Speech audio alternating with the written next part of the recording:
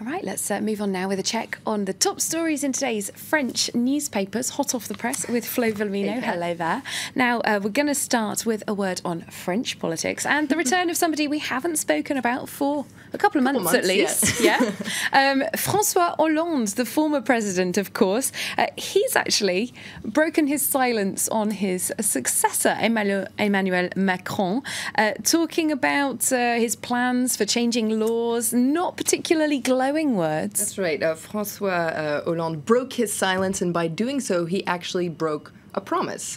He had promised that he would not weigh in and judge his his successor, rather, because he didn't want to disturb Emmanuel Macron. But he didn't say how long he would wait. Well, it turns out he just waited a couple months. You can read about it in Le Figaro.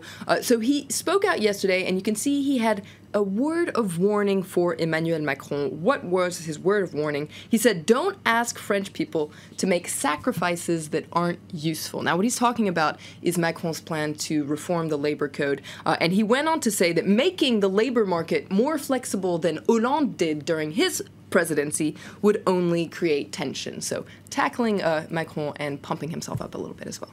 All right, so those comments came as the government's in the middle of outlining what is likely to be a bit of a thorny battle over labour reform. Representatives of trade unions and also from the business world getting involved. That's right. That's why the timing of this comment by Hollande is so particular. It's tricky for Macron. You can read about why it's so tricky in Le Parisien. Now, Macron is not in France right now. He's currently on a state visit to Eastern Europe, but he was already bracing himself for some major social tensions and possible demonstrations upon his return. And so Aujourd'hui en France says that's why this dry tackle by François Hollande is so complicated for Macron. And they also point out that that Hollande was kind of bragging about his own track record, saying that the results of his economic policy were here. In fact, he said they were already visible in the final months of my presidency, and they're all the more visible today. Essentially, he's saying that he managed to turn around the French economy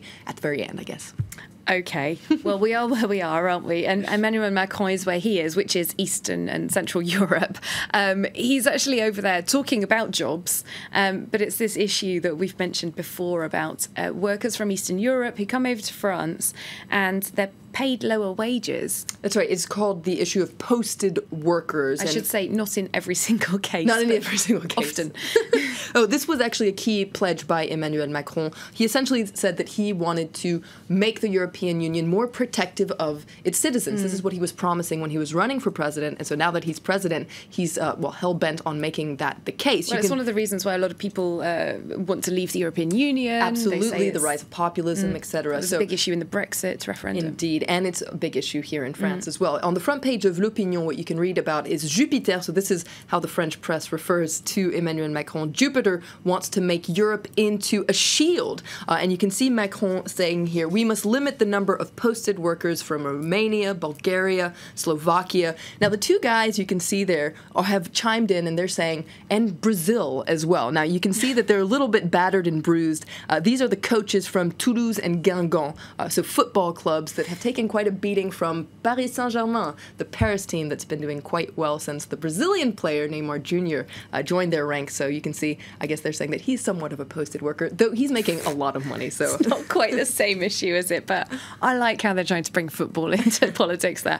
Some papers not buying Macron's message, particularly the communist paper. L'Humanité, not much of a fan of Emmanuel Macron. So you can see that they say that by focusing on this posted worker issue, Macron is creating a diversion. He's trying to look good on the social front, make it seem like he cares about workers and social issues. But as we were saying, the government is just about to reform the labor code. And L'Humanité says that actually the government is about to rip apart the labor code, shatter the labor code. So I guess they're accusing Macron of some hypocrisy here. All right, I'm sure they're probably not going to change their tune anytime soon.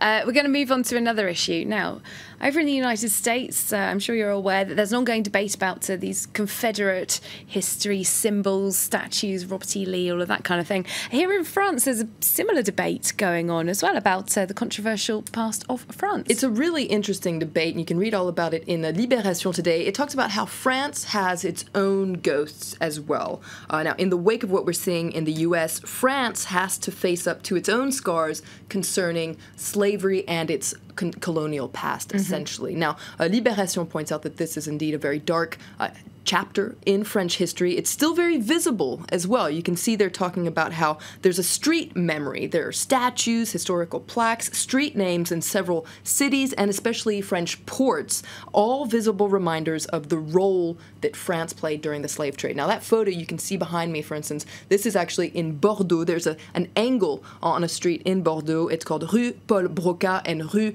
David Grady. These are two very controversial figures in French history. One was a slave trader who made a lot of money during the slave trade, and another was a doctor who published very racist theories. So you can see that street corner still very much exists. Now, there have been calls to essentially get rid of these street names, erase them, if you will, but some people say that erasing these symbols isn't the answer. And Libération actually interviews a historian, Marcel Dorigny. He's quite a specialist in remembrance and in the history of slavery in France, and he points out that, look, in Paris alone, there are countless names that refer to France's very controversial past. If you want to erase them, you're going to have to take a really big sponge and pretty much erase half of the city's names, their metro stops, etc. He says instead of erasing these things, maybe we should just explain them a little bit better with, educational plaques, etc. But maybe erasing history isn't the way to get rid of it. It's such an interesting debate, isn't it? And I certainly learned something there about French colonial history just from those two place names you mentioned. Thanks very much. Flo Villamino,